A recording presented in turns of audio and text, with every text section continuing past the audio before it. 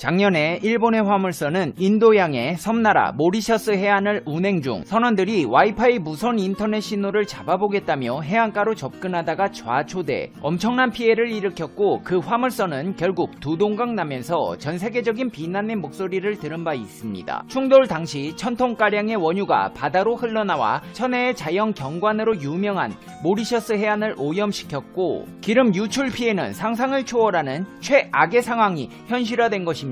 최근 로이터 통신은 돌고래 17마리가 일본 소속 화물선 좌초로 환경오염이 된 모리셔스 해변에서 떼죽음을 당한 채 발견됐다고 전했습니다. 불과 1년 전 일본으로 인해 씻을 수 없는 아픔을 겪었던 모리셔스. 그런데 이번에는 중국 어선이 좌초되면서 다시 한번 기름 유출이 우려되고 있다는데요. 전 세계로부터 비판에 직면할 수밖에 없다는 중국의 상황, 자세히 알아보겠습니다. 페페TV 팩트 체크. 최근 인도양의 섬나라 모리셔스 해역에서 참치 조업을 하던 중국 어선이 좌초되는 사고가 있었습니다.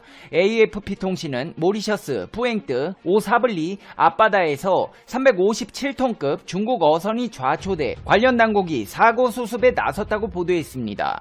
해양경비대가 구조선을 급파했지만 거친 파도에 접근이 어려웠고 현지 어민도 손을 보탰으나 역부족이었습니다. 인명피해는 없었지만 연료용 기름 130톤이 유출될 우려가 있는 상황인데요. 수드이르 마우두 모리셔스 어부 장관은 로이터 통신과의 인터뷰에서 기름 유출에 대비해 일단 선박 310m 주변으로 부유식 붐을 띄워 통제 중이라고 밝혔습니다. 중국의 조업 활동으로 피해를 입는 국가는 모리셔스뿐만이 아닙니다. 서귀포 해양경찰서는 15일 무허가 불법 조업 중국 어선 2척을 납포했다고 밝혔습니다. 해경에 따르면 5,000톤급 경비함정이 순찰 도중 서귀포 남쪽 113km 인근 해상에서 무허가 조업 중이던 200톤급 중국 어선 2척을 발견했습니다. 해경은 어선에 접근해 정선 명령을 내리고 해상 특수기동대를 투입해 선박 내 어창과 어구와 어획물을 정밀 검색하고 무허가 조업 혐의로 2척을 납포했습니다. 중국의 불법 조업은 흑산도 앞바다에서도 벌어졌는데요. 해양수산부는 전남 신안군 흑산면 홍도에서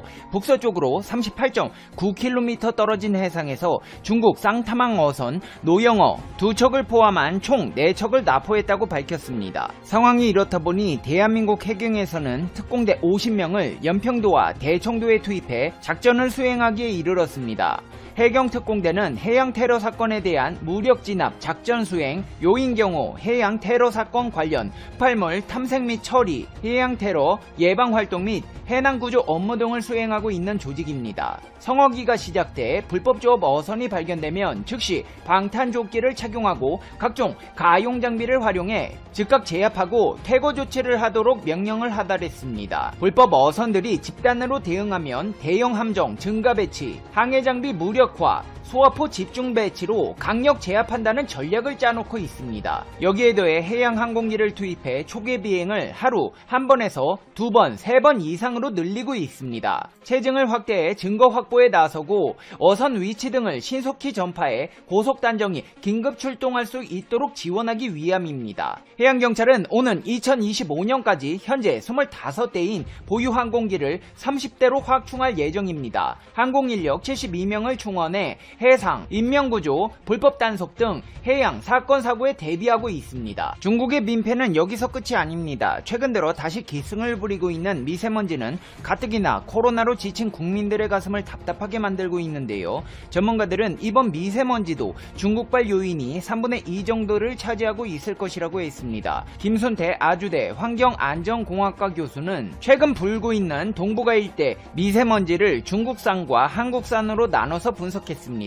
이 결과 중국 북부에서 배출된 광범위한 미세먼지 구름이 한반도 중서부를 뒤덮은 가운데 국내 자체 미세먼지도 더해져 중국 영향이 50%에서 60%, 국내 영향이 35%에서 40% 정도 된다고 분석했습니다. 죄송하지만 중국의 민폐는 여기서 끝이 아닙니다. 쓰레기는 더합니다. 지난해 수거된 해양 쓰레기가 2년 전에 비해 45%가 늘었는데 해외에서 건너온 해양 쓰레기 비중 가운데 95%가 중국산이었습니다. 실로 경악스러운 수치가 아닐 수 없습니다. 해양수산부가 발표한 2018년, 2020년 국가 해안쓰레기 모니터링 결과에 따르면 지난해 전국 연안에서 수거한 해양쓰레기는 13만 8천 톤으로 2018년에 비해 45% 늘었습니다. 특히나 작년 중국 홍수의 영향으로 인해 전체 해양 쓰레기 중 집중호우, 태풍 등으로 인한 재해 쓰레기가 2018년에 비해 3배 이상 증가했습니다. 상황이 이쯤 되고 양심이 있다면 중국은 한국에게 미안하다는 생각이 들 법도 한데 사과는 하고 있을까요?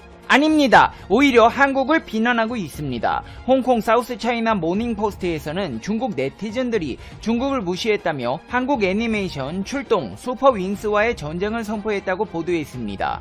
한국 애니메이션이 중국 영토를 축소 표기하는 등 중국을 모독했다는 것입니다. 중국 네티즌들이 애니메이션에 표기된 중국 지도에는 티베트 남부 지역과 백두산의 중국 명칭 창바이산이 없었고 대만도 포함되지 않았다. 게다가 해당 애니메이션에서는 추석을 맞아 송편 재료를 배달하는 내용이 중국의 중추절을 왜곡할 우려가 있다. 추석이 마치 한국에서 시작된 것처럼 표현해 문화적 기원에 문제가 있다고 주장했습니다. 중국의 횡포는 대한민국에 국한된 것이 아닙니다. 미국 여론조사 전문기관 퓨 리서치 센터가 공개한 자료를 보면 중국에 대한 비호감도를 묻는 질문에 비호감이란 응답이 73%를 기록하며 중국에 대한 지구촌 주요 국가의 부정적 여론이 사상 최고 수준으로 치솟은 것으로 나타난 바 있습니다. 그 중에서도 미얀마에서는 군부정부 사태를 두고 중국계 공장 수십 곳이 방화로 불에 타는 등 반중 정서가 갈수록 높아지고 있습니다.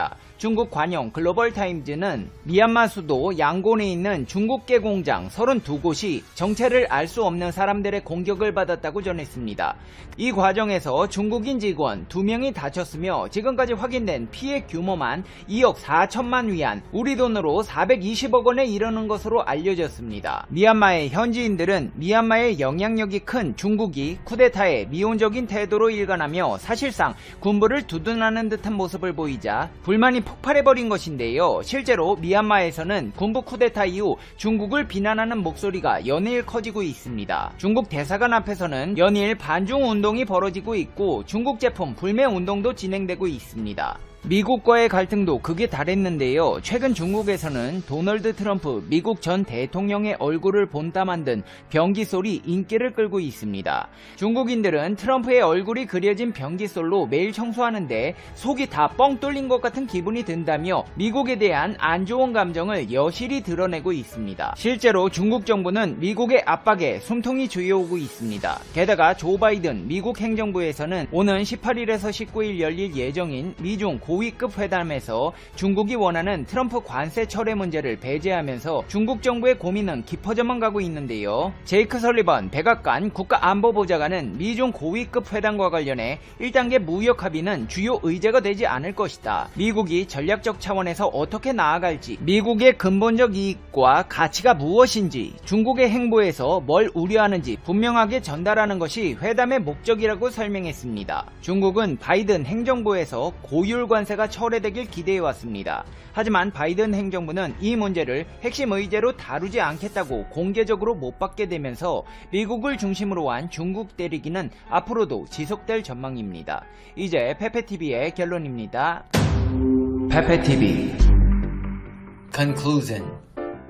일본이랑 중국이랑 쌍으로 태평양을 더럽게 만드는데 발벗고 나서는 상황이네요. 그러게 왜 모리셔스까지 가서 설치고 다니는 겁니까? 본인들 앞바다에서나 조업활동할 것이지. 대한민국 해경에서는 중국의 불법 조업에 대비해 특공대까지 투입한 상황입니다. 과거 대한민국에서 실탄 사격으로 중국 선박에 타격을 입혔을 당시 몇 년간 중국의 불법 조업이 잠잠해졌던 사례에서 찾아볼 수 있듯이 만약 중국 불법 조업이 그 선을 지나치게 된다면 이번에도 강력한 조치가 필요할 듯 보입니다. 중국 어선들이 또 방사능 물고기는 싫은지 후쿠시마 앞바다에는 안 가는 것 같은데 갈 거면 일본 앞바다 가서 조업 활동하세요. KFX에서 오랫동안 속썩여왔던 인도네시아가 최근 태도를 바꾸고 있음이 포착되고 있습니다. 한국형 전투기 KFX의 시제기 조립이 얼마 전 완성된 가운데 최근 한국과 인도네시아 군 고위 관계자가 다시 회담을 가졌습니다. 17억에 따르면 방위사업청은 다음 달 진행되는 KFX 시제기 출고식에 인도네시아 관계자를 초청한 가운데 인도네시아 당국자와 직접 만나 KFX 개발 등 방산 협력을 타진한 것입니다. 한국 정부는 인도네시아에 다음 달 열리는 한국형 전투기 출고식 행사에 참석하라는 초청장을 보냈습니다. 그동안 분담금을 제대로 내지 않으며 개발에도 확신이 없었던 인도네시아에게 한국이 자신있게 완성한 놀라운 시제기를 눈앞에서 확인시키겠다는 것으로 보였습니다. 그동안 인도네시아가 한국에 내야 할 분담금은 체납하면서 오스트리아 공군이 운영 중인 전투기 구매를 제한하거나 프랑스 라팔 전투기 등의 한눈을 팔아 사업 무산 유기설도 제기되어 왔습니다. 하지만 이런 움직임은 한국 측에 좀 더 유리한 조건으로 KFX에 대한 기술 이전 등 더 많은 것을 얻어내기 위한 속셈이라는 분석이 많았습니다.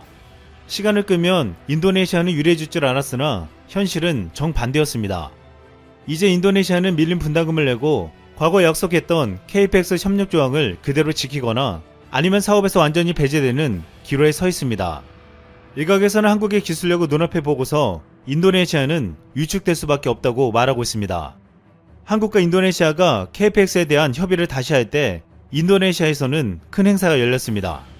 17일 대우조선해양이 인도네시아 수라바라에 있는 PT8 조선소에서 알로그로함을 인도하며 성대한 인도식을 가진 것입니다.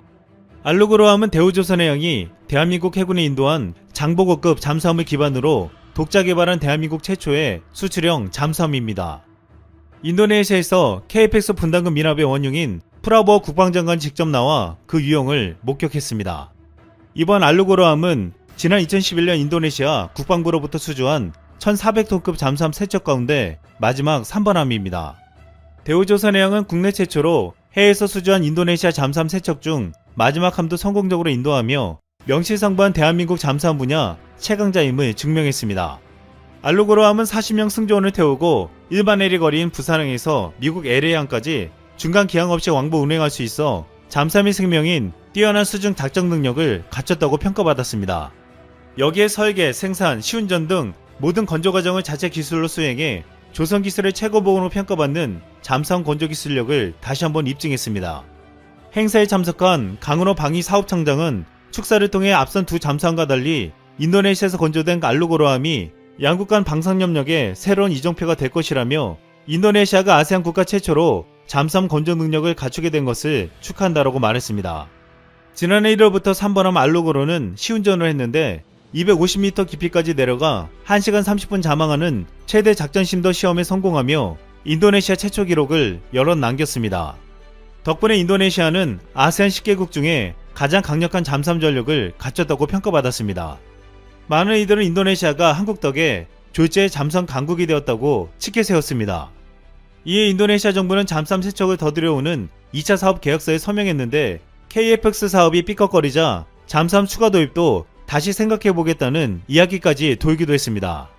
실제로 선수금 1억 8천만 달러를 입금하지 않고 미루고 있습니다. 인도네시아는 이렇게 어깃장을 놓으며 이번 알로그로함 인도식에도 프라보어 장관은 참석하지 않겠다고 했습니다.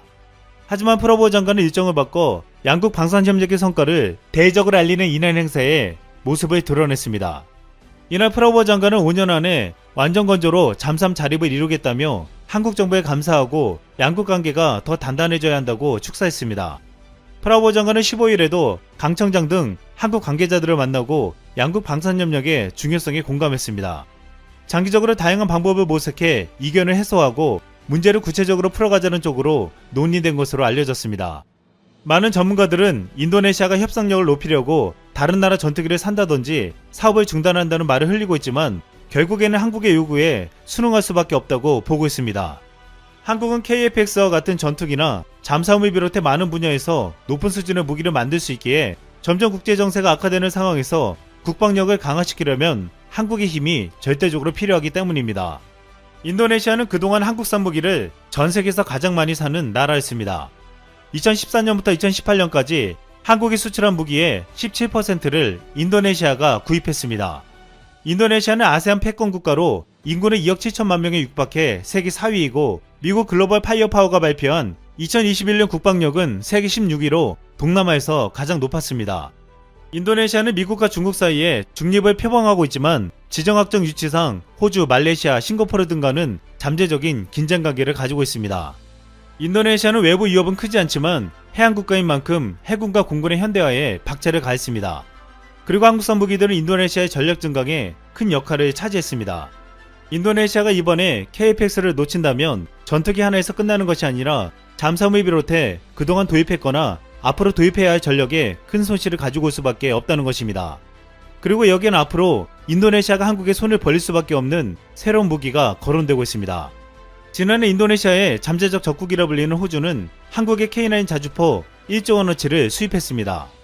또한 이제 호주 육군은 한국의 레드백이 최종 경쟁 후보에 오른 차세대 장갑차 사업에 22조를 쓰려고 하고 있습니다.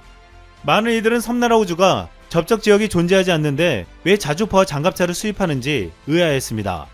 하지만 이것은 중국 견제에 대한 목적이 깔려있다고 분석되고 있습니다. 중국은 남중국해 진출 야욕을 최근 수년간 노골적으로 드러내며 호주까지 위협하고 있습니다. 그동안 호주는 해군과 공군 전력만을 강화시켜왔으나 만약 중국의 육군 전력이 호주에 상륙한다면 처참해지는 상황이 되어버립니다. 이 때문에 호주는 상대적으로 취약한 육군 전력 강화에 나서고 있는 것으로 추측되고 있습니다. 이런 상황은 호주의 적국으로 여겨지는 인도네시아도 자유롭지 못한 상태입니다. 인도네시아는 2016년부터 자신들의 바다에 들어오는 불법 조업 어선들과 타협은 없다며 중국 어선들을 폭파하고 이를 TV의 생방송으로 내보내기도 했습니다. 지난해에는 중국이 남중국해에 해양국경을 협상하자고 했지만 요청을 일축하며 협상할 여지가 전혀 없다고 밝혔습니다. 앞으로 호주처럼 인도네시아도 중국의 위협에서 자유로울 수 없다는 것입니다.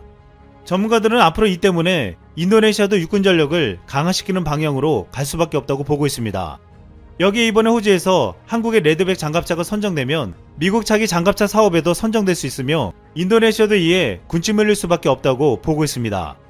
이미 K9 자주포를 비롯한 한국의 포병 전력은 전세계 최고 수준임이 증명됐기에 육군 전력 강화에는 한국의 존재를 결코 무시할 수 없다고 보고 있습니다.